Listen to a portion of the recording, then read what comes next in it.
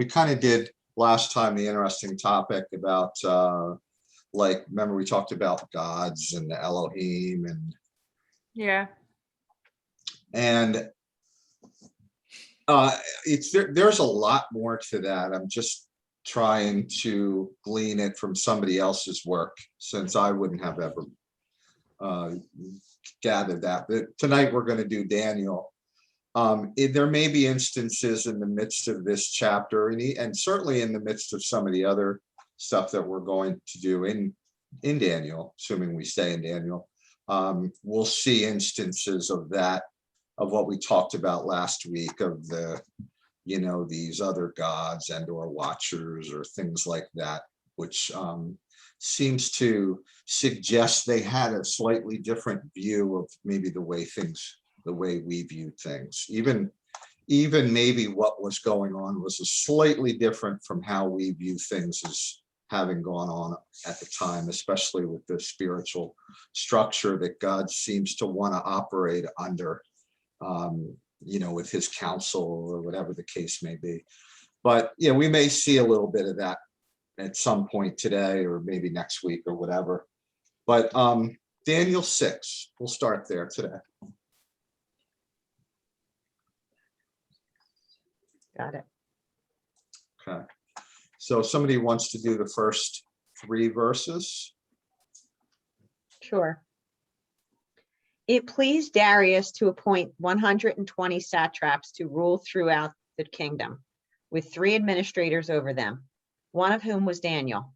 The satraps were made accountable to them so that the king might not suffer loss. Now Daniel so distinguished himself among the administrators and the satraps by his exceptional qualities that the king planned to set him over the whole kingdom. So I think the last time we did Daniel, we were talking about, when was it, the hand on the wall? Yeah. Belshazzar, right? And Darius's people from the Medes and the Persian came in and took over. Right. And so this begins that whole, I guess, new rule of a whole new nation over top of Babylon, but also God's people who are in Babylon. So the new king here is Darius. And I just wanted to show you this again, which we've seen multiple times, but it's been a few weeks. So I'll just show you, see if I can show you this. I always get just screwed up. Let me just share this screen real quick. This is the timeline, which you all have seen multiple times. You can see that, right? Yeah. Mhm. Yeah. Okay, so I think we are right. If you look here, Daniel 6 with the question marks, this is Okay. seemingly the beginning of his takeover of Babylon. So we're looking somewhere around what, 539, 538, somewhere in that ballpark. We're thinking is when this begins, or what we're reading about occurs. I think we said in 539 it was like October or something like that, they came in and took over Babylon, basically. They went under the city. And so here we are. And I'm sure that there was a whole lot of difficulty in probably taking over another whole nation and how to incorporate your existing structure with anybody from the old that you're wanting to incorporate in it and so forth. But we're told, and I'm going to stop sharing this, but we're told in this that the king it's like a pyramid structure. Darius is at the top, and he's somehow protected up there. I guess maybe he sits kind of high up there at the top, and his 3 presidents right below him, who then oversee the satraps or satraps. And I'm guessing these 3 presidents must run the day-to-day operations, and in certain respect, maybe shielding the king. So if you take 120 and divide it by 3, I'm guessing it's possible that 40 satraps were over the authority of each of the presidents, Daniel being, of course, one of these three. And Daniel is well, he stands out and he's considered the chief among these three presidents that sit right below the king. Now, then we go down to the satraps, 120 of them, in the next, center of the pyramid here, so to speak. These guys are defined as the governors or the princes. They answer to the presidents, and it makes mention of them, 120 of them being over the entire kingdom. I guess they're spread out in the locally sort of level. So Darius considers putting Daniel over the entire kingdom. What age might he be at this point? Oh, really old, right? Wasn't he like 70 or something when you said before? Or... I think we had thought maybe if he was 14 or 15 in like 604. And this is what, 38-ish, maybe? That would be, what's that, 12, 50? 34 years plus 14, 48, 50. Well, No, but no, it'd be like 62 years plus Oh, 4. You're right, you're right. So 68 plus maybe 14, 12, 14 when he was first taken to Babylon. So maybe 80, maybe in his early 80s. yeah. Now, why might he be considered? The Bible says he had a really good spirit in him. Okay. Right, and if you guys had read this, he's extremely honest and diligent about his work. And trustworthy. Yeah, trustworthy. And people seem to call on him a lot, like, oh, let's bring Daniel. People trust him. Must Yeah. have a great reputation in some form or fashion. Yeah. And here's another thing.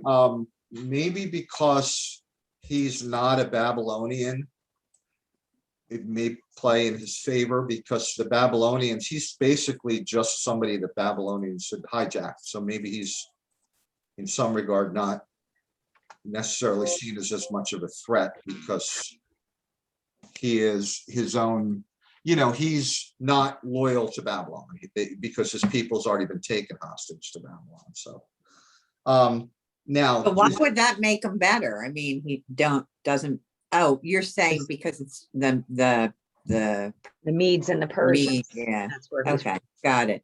now might Darius, what might this say about Darius's potential thoughts of his own staff?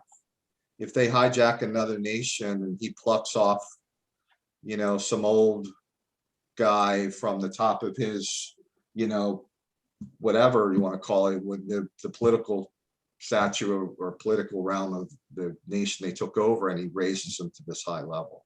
What might it suggest? that he thinks more highly of Daniel than his own wise men. Right. Yeah, And they weren't as skilled as they didn't seem to be as skilled. Yeah, it's Right. weird. and Did as we you, say I'm sorry, Dad. Did we say in the last time, which maybe it was just something I was thinking, was like he knew Darius was coming that night to take over? As if like, Daniel, yeah, did we say that or no? That's what he prophesied. yeah, Well, no, did he prophesy Belshazzar? right. Yeah, he prophesied that very night he would be, did he say would be killed that very night? Yes. Yeah. And then I thought we were talking, or like, maybe he knew. So in my mind, I thought like, oh, they were friends. Him and Darius. Yeah, like that in my mind, that's how like it thought. I was like, well, I mean, you wouldn't know somebody was coming unless you knew them. Well, I mean, in maybe to build on that, it was the neighboring nation. I mean, it was Iraq to Iran. They were right next to one another. Daniel had been in politics his whole life, so maybe he did know. Yeah. Maybe or of him, yeah, of him. yeah. Now, the reactions of Darius's existing high-level staff when Daniel's elevated and being considered for such a high position, what must they be struggling with? Jealousy. Let's see. Mhm. Yeah. Anger. And anger, Yep. certainly very mistrustful. Okay, somebody want to do the next 4 through 7? Yeah, I can. All right, so at this, the administrators and the satraps tried to find grounds for charges against Daniel in his conduct of government affairs, but they were unable to do so. They could find no corruption in him because he was trustworthy and neither corrupt nor negligent. Finally, these men said, "We will never find any basis for charges against this man, Daniel, unless it has something to do with the law of his God." So these administrators and satraps went as a group to the king and said, "May King Darius live forever." And 7, you said? Yeah. The royal administrators, prefects, satraps, advisors, and governors have all agreed that the king should issue an edict and enforce the decree that anyone who prays to any god or human being during the next 30 days, except to you, your majesty, shall be thrown into the lion's den.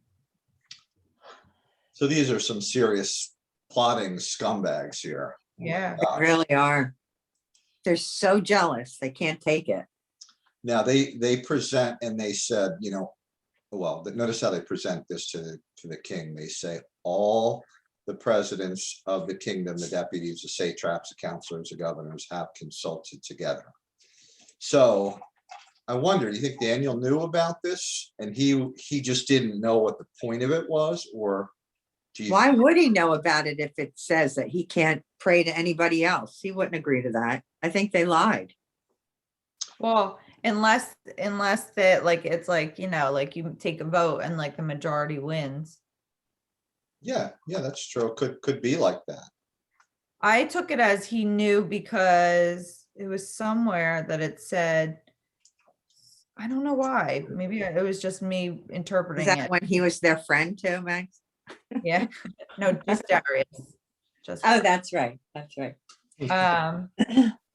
I don't know. I thought I saw somewhere that it said knowing this, he went into his room to pray. The next verse, 10. Okay. When he learned that the decree had been published. Maybe Yeah. he heard about it, but he, Didn't vote or something. yeah, Well, it seems as if, and we haven't gotten there. You're right, it's in the next few verses, but we find that even when it is published, it doesn't hinder him from doing what he wants or has to do, which is Right. pray. So, yeah, the assumption is that he doesn't know about it. He certainly doesn't know what the deeper intentions are, but it's hard to believe that they would just like almost do this right to his face, plotting against him. But anything's possible. Yeah. These are some serious, these people are unbelievable. Yeah, you can almost wonder why, the king says, I want to be protected, because this is the kind of people that he works on. yeah. Yeah. Crazy. Works above, I'm sorry. Yeah. Okay, 8 through 11. Now, your majesty, issue the decree and put it in writing so that it cannot be altered in accordance with the law of the Medes and Persians, which cannot be repealed. King Darius put the decree in writing. Now, and this is 13, you said? Up through 11. Up to 11. Now, when Daniel learned that the decree had been published, he went home to his upstairs room where the windows opened towards Jerusalem.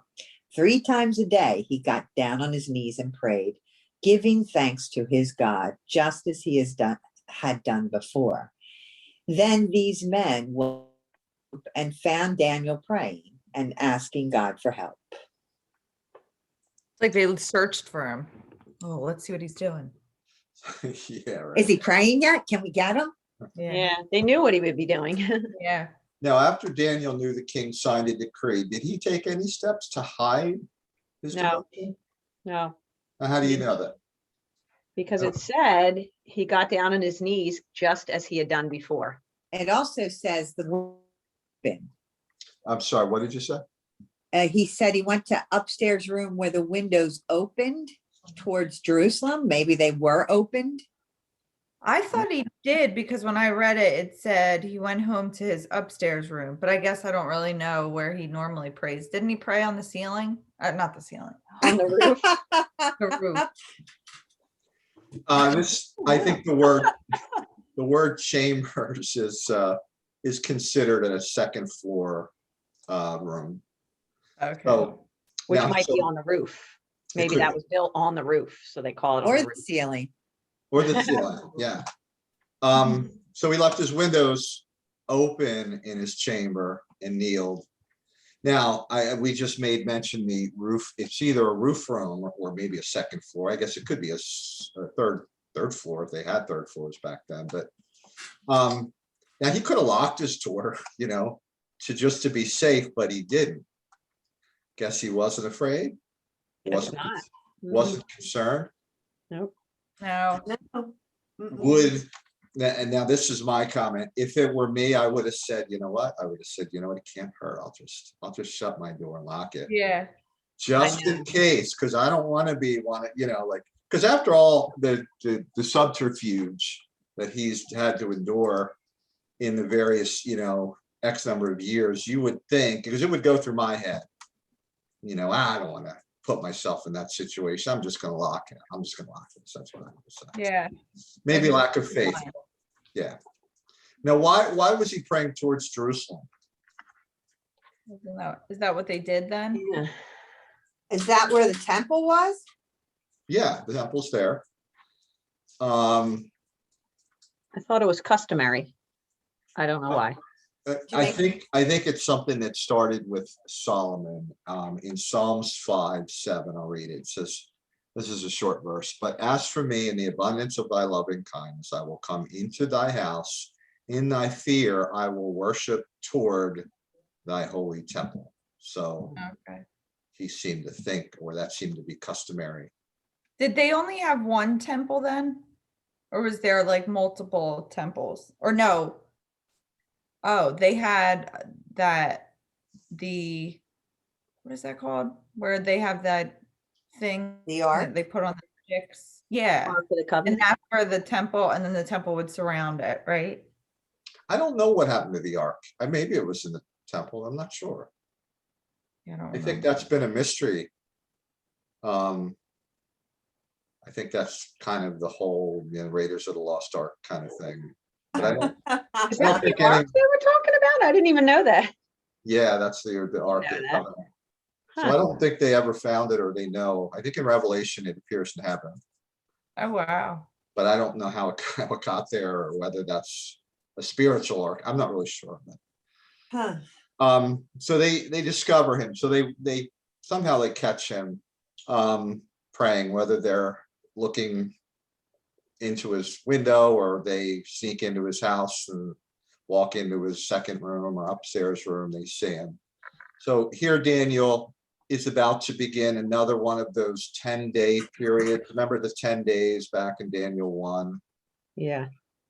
I think in Revelation, it even says, fear not the things which thou art about to suffer. And by the way, this is something that God says to one of the 7 churches. It says, the devil is about to cast some of you into prison that you may be tried and you may have tribulation 10 days. Be faithful unto death and I will give thee the crown of life. So it's a 10-day period. Again, he would, I would probably say, maybe you, oh my goodness, not again. Yeah. I was You know, just thinking like monthly menstrual cycles usually and how it's like 10 days. Like you, It is the devil, isn't it? I was like, this is, because now it's like continuous, but That's like so it funny. feels like it's like hell for emotions and 10 days. But you know like what's you funny get the is, PMS for like a little bit and then it's like 7 days of, oh, it's awful. I'm so glad it's over. Sorry. That's The last line was that they found Daniel praying and asking God for help. What's it say in the the King James, praying and making supplication before God. So, like, he's like, oh, please, God, like Jesus prayed at a Garden of Gethsemane, please take this cup if you can away from me. I don't want to do it. Do you know? Yeah. It's the Mhm. same thing. He's like, oh, God, help me. Here Do you we go think- again. Do you think, Right? do you think he knew, Dee? Like, do you, Of course he knew. Yeah. Of course he did. Look at how Especially he's if he got all praying. especially if he got all the people to agree, like there had to be like, I mean, I don't know, that's just, but you know. Yeah, like you're not gonna keep a secret. Oh, All and didn't the guy try to free him the whole time, like all day? The Darius tried to protect him. right, he tries to undo what's been done, but Yeah. he So I'm doesn't. sure like he was telling him like, well, actually, I don't know. See, that's like assuming, but So he knew well, yeah, and surely being in politics this long, he wasn't a fool. He Yeah. knows, it's one thing to be in a nation for however many years he was. It's another whole matter to be elevated to this position. He's in a den of, the den of lions, yeah. politically. Yeah, it literally. And you know what? It's kind of, I feel like it's kind of like that the higher you get in any It is. world. Yeah. It's so cutthroat. People are so evil and they stab you in the back in a minute if it benefits them. Right. So of course he would know, not only does he know because of the law acted, but he knows because that's what it's like to be in that position. Yeah. Totally He- agree. Scumbags, totally agree. Mhm. Somebody want to do 12 through 15? Yeah, I got it. So they went to the king and spoke to him about his royal decree.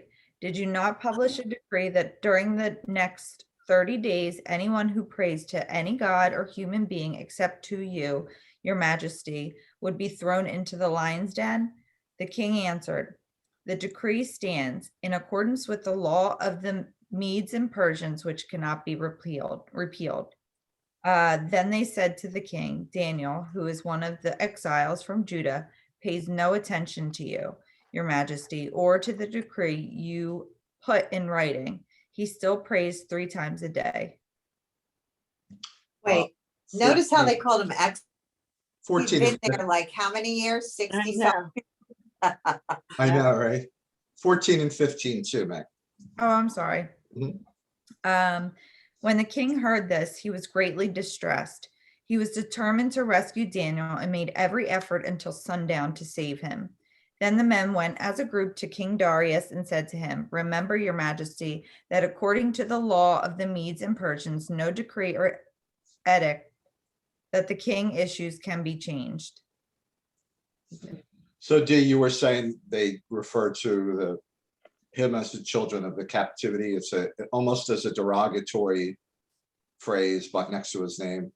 Was Like this 6 right years away? prior. Yeah, right. How many years was it? Like almost 70 years? Yeah. Yep. Okay. So what did you say, Mac? I said, was this right away too when he appointed him? Or was it a couple years? That's a good question. I don't think anyone knows exactly how long it was. You would think he'd Yeah. have to be in a position and then like he'd have to get used to being in a whole new kingdom and being cherry picked off of the Babylonian staff and then get used to it. And Darius then would slowly say, wow, this guy is way better than my existing guy. Yeah. Would have to be a little bit of time. I Yeah. agree. Yeah. But in 12, I don't know if the king knows yet what he's done. Or what the ramification is. He signed it, and it's always they throw these phrases in: the laws of the Medes and Persians altereth not, or cannot be altered. Right. So in 13, Daniel hasn't submitted. Now the trap is sprung. Is the light bulb come on for the king at that point? Probably. Yeah. In 14, the king is sorely displeased. Who is he displeased with? Himself. Yeah. Agreed. I wasn't sure if he was upset he's upset with them too, but I think you're right. And this is interesting.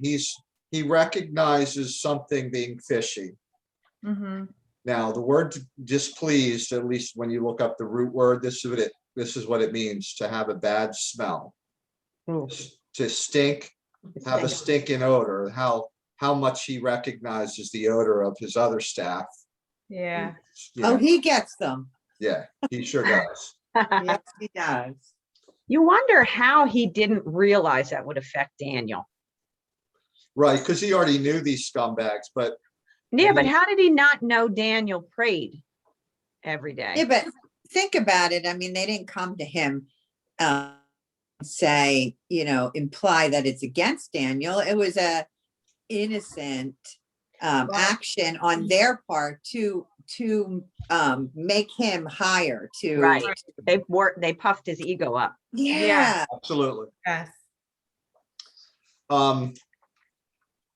So I wrote here, the king recognized the treachery of his high officials, plotting, scheming, and using the king and his own decree to remove somebody they considered their enemy, despite how the king saw it. Yeah. So Darius works to try and extricate Daniel from this predicament that he had unwittingly gotten into. And in 15, you read 15 too, right? And you Wow. wonder if, yeah, and you wonder if he like, what did he do? Did he like go to Daniel, or did he go to like other officials and say, is there a way that like he could be excused? Yeah, Yeah. I don't know. It seems like most of the officials were in the Right, meeting. right. That's what I was thinking. I'm like, I wonder, I don't know. I So mean, it seems like he really tried hard, though. It said he labored till the going down of the sun to deliver. Maybe he tried to talk Daniel into renouncing what he did or downplaying it, you know? Or maybe he out of punishing him because he's not actually a Babylonian or a Mede or Persian. Who knows? yeah, and I wonder if there were other foreign officials on the staff or whether they were just Medes and Persians. Yeah. Yeah. So in 15 in the evening, those men reassemble and again remind the king to honor his own law and that it's not changeable. So they know he's going to try his best to try and get his way out of the situation. His own officials do. Mm, Yeah. they're pushy. Oh my gosh. Sure. Really? 16 through 18. Okay. So the king gave the order, and they brought Daniel and threw him into the lion's den. The king said to Daniel, "May your God, whom you serve continually, rescue you." A stone was brought and placed over the mouth of the den, and the king sealed it with his own signet ring and with the rings of his nobles, so that Daniel's situation might not be changed. Then the king returned to his palace and spent the night without eating and without any entertainment being brought to him, and he could not sleep. Poor Oh. little fella was upset. Oh, I'll bet. So He lost his. So he's basically politically forced to throw Daniel into the Yep. den. And he says to Daniel, why, well, let me ask you this, why might he have said to Daniel, the God you serve continually will save you? Thy God whom thou servest continually, he will deliver thee, is what my Bible says. Sorry. That's what King James says. The one that these guys are reading, I forget what it is may you serve continually rescue you. That's how it's translated. in- NIV. What is it? NIV, right. NIV. Now, why, But you're right, King James, I have them side by side. King James does Wow. say, doesn't that hurt Thy your eyes? The words are real small. huh? It doesn't bother you, the little tiny words in there? No, it's not little tiny, look. Oh, yeah, okay, you have an online one. I got you. Yeah. So why might he have said that to Daniel?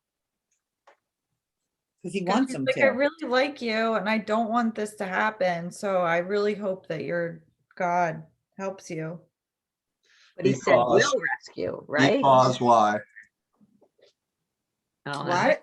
Because why? Because Because, he did good work for him. okay, that's good. Anything else? This is, any other thoughts? Because Why they're would- friends. Why? They're friends. They're friends. Oh, Because he's absolutely. ashamed too. He's ashamed of what he did. Agree. I think he's embarrassed about it. Yes. He's manipulated, yeah. And the other thing, I think that he had tried, he's run out of avenues of escape. Yeah. He Yeah. tried to do everything he could possibly do, and there's no other, in his eyes, there's no other hope. Yeah. So unless he rescues you, there's nothing else I can do for you, my friend, I'm sorry. Yeah. Now, the stone put over the top of the opening in Daniel 7, or 17, I'm sorry. Why do you think it was put over the top of the opening? So he couldn't get out. Okay, Nobody could get in. Nobody could save him. Oh, yeah, that's true. and keeps who else from escaping? The lion. Alliance. The lions, yeah. Now, what do you think the significance of sealing it? Or the- So no one can tamper with it. Yeah, Right. right. So, and for some reason, it's a prevention for the king, again, from rescuing him at the last minute. Now, here's an interesting passage. Matthew 27:65 and 66. Matthew 27:65 and 66. If you just turn there real quick.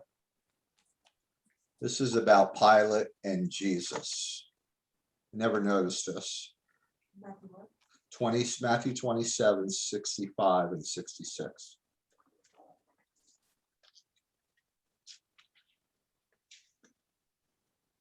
Hmm. Somebody want to read out? Take a guard, Pilate answered, go make the tomb as secure as you know how. So they went and made the tomb secure by putting a seal on the stone and posting the guard. So this is Jesus's tomb.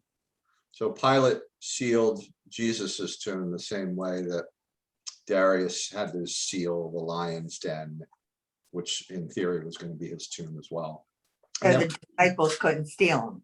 Yeah, right. So nobody could make off. Somehow sealing this tomb, whatever that means, is the same thing as what Darius did. Some type of official, I put him in there and did. I don't exactly know what it means to seal They it. take their ring, their official signet, and they put it in melted wax, don't they? Is that what they do? Yeah. Yeah. that's what I thought. Okay. So, yeah, so again, the whole thing with Jesus, I'm sure it's probably foreshadowed here in some regard, via Daniel, but. So the king goes back to the palace and he spends the night fasting. And in verse 18, it says, neither were instruments of music brought before him. Now, I looked that word instruments of music. It's just a single word. The word is, if you're interested in, is Devahan.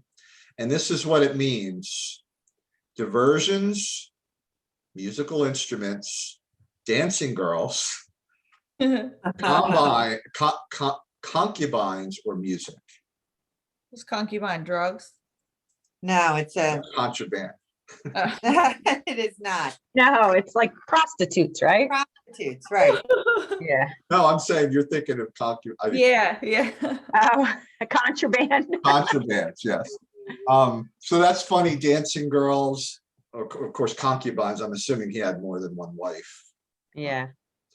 So that's funny. I would have just taken the musical instruments or whatever, but he's the king. He does what he wants, Right. And he had trouble sleeping too. Yeah. So here I took a little snippet out of some, as a matter of fact, we're going to exit first and then we'll come back and read this. A little snippet it's very short about Lion's Den from some Old Testament professor at a local university in Atlanta. But before we read that, we'll cut off and I'll come right back. Okay. Okay. Okay. Bye.